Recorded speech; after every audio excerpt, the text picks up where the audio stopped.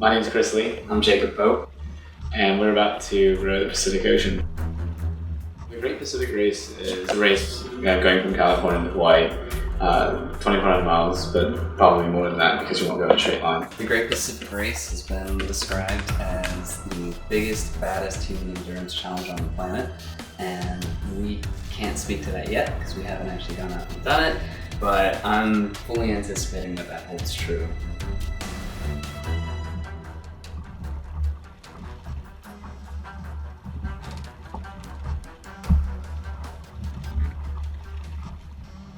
So I guess all great ideas start in dorm rooms, I guess, right? Is that a thing? Like, yeah. One day we were in his dorm and Chris goes, you want to row an ocean? And I kind of laughed it off and didn't take it seriously at all, but I think there were so many signs and things pointing it in that direction, like the fact that I wanted to go off and do some kind of trip with him, that we were both looking for some cause that was maybe greater than ourselves.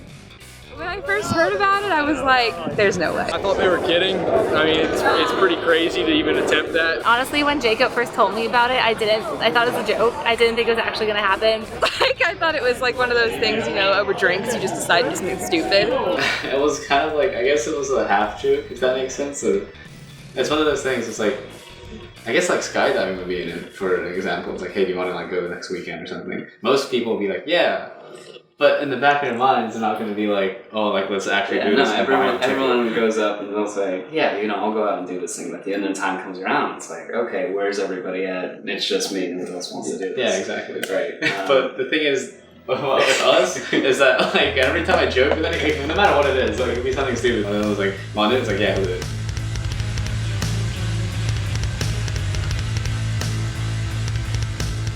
So I guess that might be a good or a bad thing, but it's just one of those things.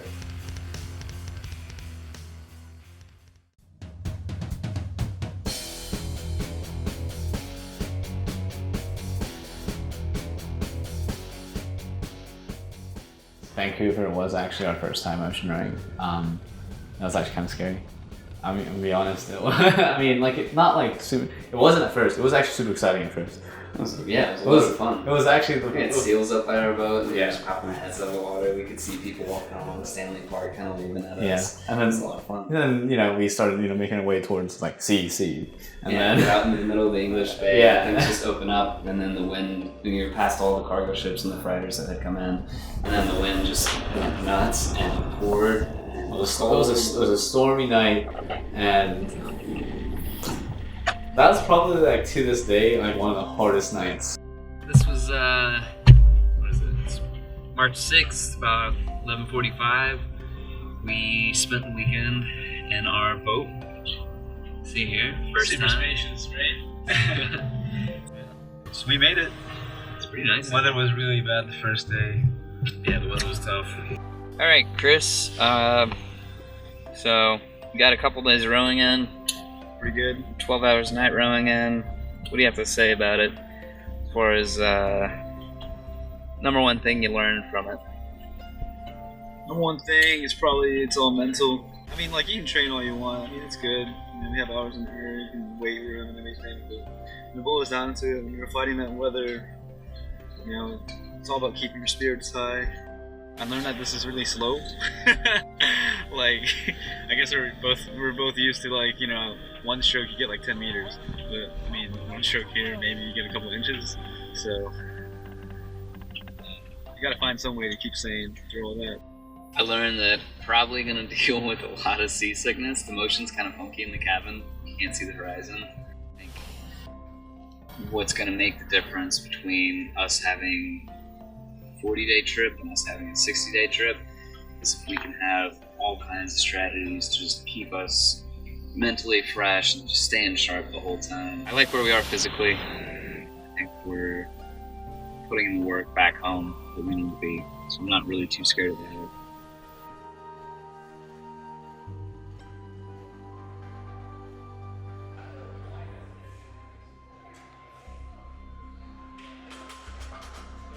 Having hemophilia does make an ocean row, which is already pretty difficult on its own for really anybody, just a teeny bit more difficult.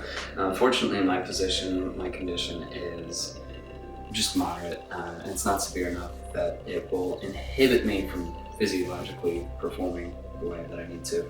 But it does play into, say, just the overall volume that we're doing. So I could have spontaneous joint and muscle bleeds. If there's a nasty storm, I'll get a bump in the cabin or something, hit my head.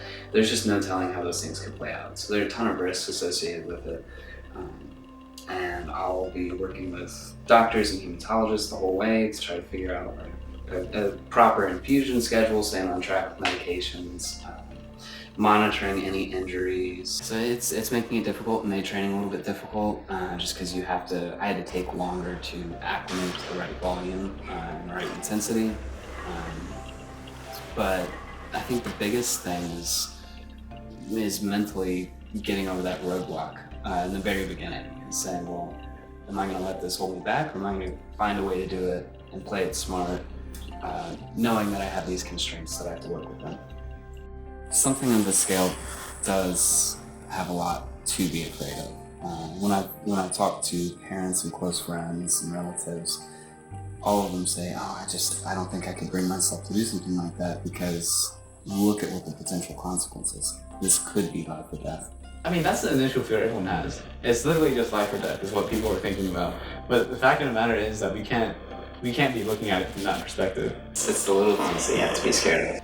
What if, like, I'm just not mentally there or something one particular day, and like we don't really click well, like on one particular occasion, and that might put the overall mood of the crew, to be negative. How you're going to react in the middle of the night when you're rowing in complete darkness and no one can see the stars. Or small things like the jet boiler will stop working. There's definitely a lot of pressure to follow through with it and be successful, and that's one of the things I'm so afraid of.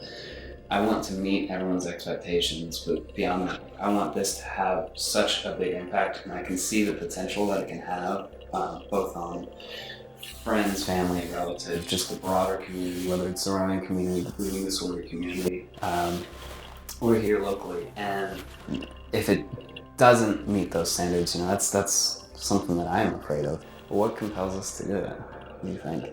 I mean, in the beginning, I think it was also like a drive type thing, I wanted to find something that was just a little bit ridiculous and also, I mean, a lot of fun.